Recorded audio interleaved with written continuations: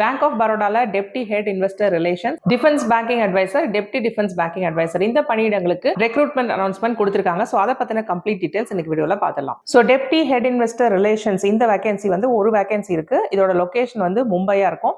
இதோட selection procedure என்னன்னா short listing பண்ணுவாங்க, இன்டர்வியூ வைப்பாங்க அண்ட் சிடிசி நெகோசியேஷன் இருக்கும். அடுத்தது டிஃபென்ஸ் பேங்கிங் டிபார்ட்மெண்ட்ல டிஃபென்ஸ் பேங்கிங் அட்வைசருக்கு 5 காலி பணியிடங்கள். இதுக்கோட லொகேஷன்ஸ் வந்து பாத்தீங்கன்னா போபால், ஜெய்ப்பூர், சென்னை, ஜம்மு, மும்பை. இதுக்கு ஷார்ட் லிஸ்டிங் அண்ட் இன்டர்வியூ இருக்கும். And deputy defence banking advisor அப்படின்னு இருக்கு. இதுக்கு ஒரு போஸ்ட் வேகன்சி இருக்கு. இதோட லொகேஷன் வந்து ஜோத்பூர். இதுவும் வந்து ஷார்ட் லிஸ்டிங் அண்ட் இன்டர்வியூவா இருக்கும். ஸோ எலிஜிபிலிட்டி கிரைடீரியா பொறுத்த வரைக்கும் டெப்டி ஹெட் இன்வெஸ்டர் ரிலேஷன்ஸ்க்கு மினிமம் 35 வயசு இருக்கணும், மேக்ஸிமம் 40 வயசு இருக்கணும். உங்களோட எஜுகேஷன் குவாலிஃபிகேஷன் பேச்சுலர்ஸ் டிகிரி ஏதாவது ஒரு டிசிப்ளின்ல முடிச்சிருக்கணும்.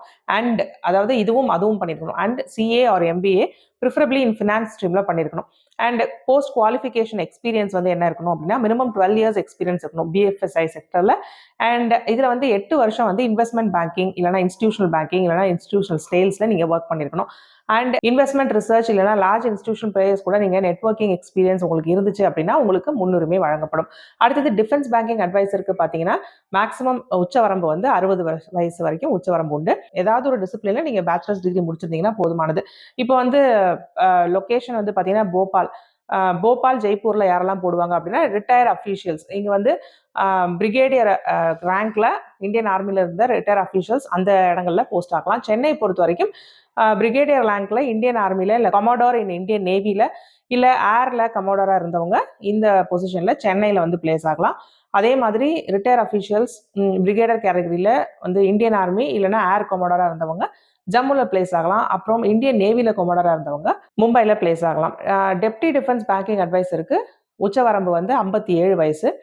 இதுலயும் ஏதாவது ஒரு பேச்சுலர்ஸ் டிகிரி முடிச்சிருந்தா போதும். ஜோத்பூர்ல வந்து பிளேஸ் ஆகலாம். இதுக்கு வந்து ரிட்டையர் அஃபீஷியல்ஸா இருக்கணும். கர்னல் ஆர் லெப்டினன்ட் ரேங்க் இருக்கும் இல்லையா இந்தியன் ஆர்மில, அதுல ஒர்க் பண்ணிருக்கணும். அப்ளை பண்றவங்களுக்கு கிரெடிட் ஹிஸ்டரி ரொம்ப நல்லதா இருக்கணும் அப்படிங்கறத சொல்லியிருக்காங்க. ஸோ உங்களுடைய கிரெடிட் ஸ்கோர் வந்து 650 ஆர் அபவ் இருக்க வேண்டியது ரொம்ப ரொம்ப அவசியம்.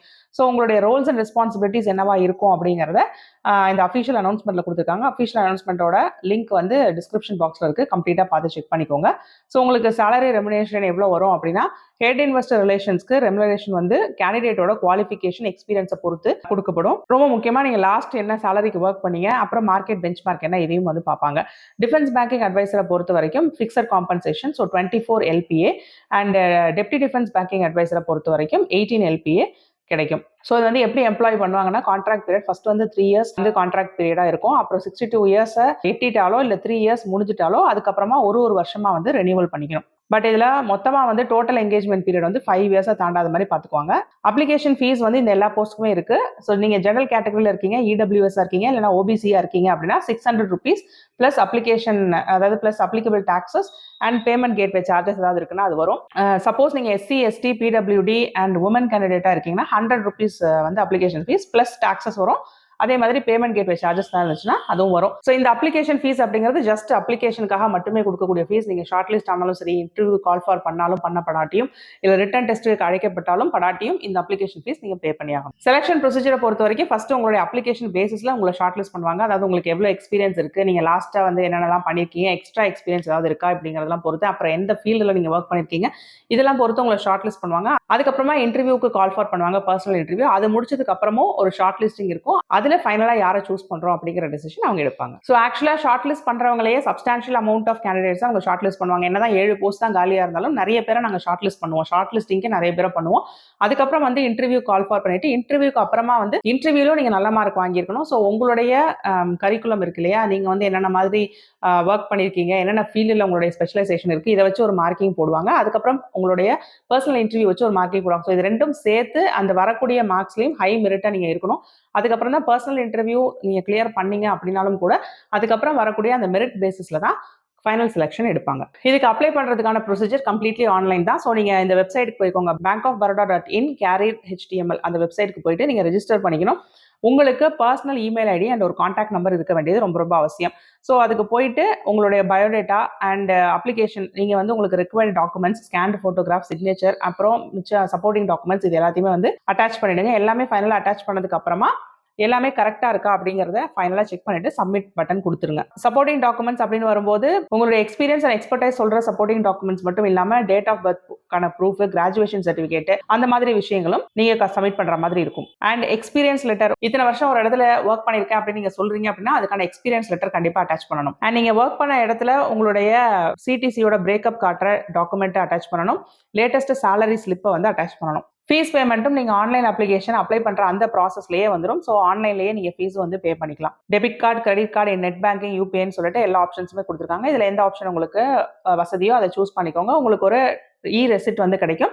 அதுக்கப்புறம் அப்ளிகேஷன் ஃபார்மும் வந்து நீங்க பிரிண்ட் பண்ணி சாஃப்ட் காப்பி வச்சுக்கலாம். இதோட செலெக்ஷன் ப்ராசஸ் கம்ப்ளீட்டா மெரிட் பேசிஸா இருக்கிறனால நீங்க ஜஸ்ட் அந்த போஸ்ட்டுக்கு எலிஜிபிளா இருக்கிறனாலயோ இல்ல கம்ப்ளீட்டா அப்ளை பண்ணிட்டோம் அப்படிங்கறனாலயோ செலக்ட் ஆவீங்கன்னு சொல்ல முடியாது. ஸோ நீங்க வந்து ஃபர்ஸ்ட் ஆஃப் ஆல் உங்களோட எலிஜிபிலிட்டி கம்ப்ளீட் ஆகுதான்றதை பார்த்துக்கோங்க. ஃபுல்லா ஃபிட்டிங்கா எலிஜிபிளா இருக்கீங்களா, அவங்க கேட்கிற எல்லா விதமான எக்ஸ்பீரியன்ஸஸும் உங்களுக்கு இருக்கா, வயது வரம்பு கரெக்டா இருக்கா, இது எல்லாமே செக் பண்ணிட்டு நீங்க அதுக்கப்புறம் அப்ளை பண்ணுங்க. பிகாஸ் அப்ளிகேஷன் ஃபீஸ் இஸ் நான் ரீஃபண்டபிள்.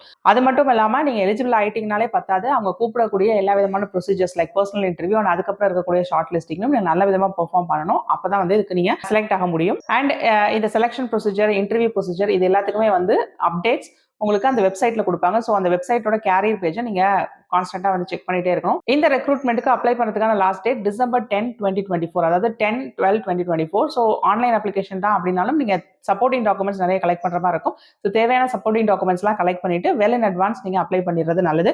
பிகாஸ் ஏதாவது டெக்னாலஜிக்கல் இஷ்யூஸ் இருந்துச்சு அப்படின்னாலும் நீங்க வந்து அதை பைபாஸ் பண்ணிடலாம். இப்போ சொன்ன இன்ஃபர்மேஷன் ஏதாவது டவுட்ஸ் இருந்துச்சு தாராளமாக அதை கமெண்ட் செக்ஷன்ல கேளுங்க. அதுக்கான ரிப்ளைஸ் நான் கொடுக்குறேன். இந்த அஃபிஷியல் அனௌன்ஸ்மெண்ட்கான PDF வந்து கீழே டிஸ்கிரிப்ஷன் பாக்ஸ்ல அதுக்கான லிங்க் இருக்கு. அதை கிளிக் பண்ணி நல்ல விதமா படிச்சுக்கோங்க. அதுல இருக்கக்கூடிய அனெக்ஷர்ஸையும் நல்ல விதமா படிச்சுக்கோங்க.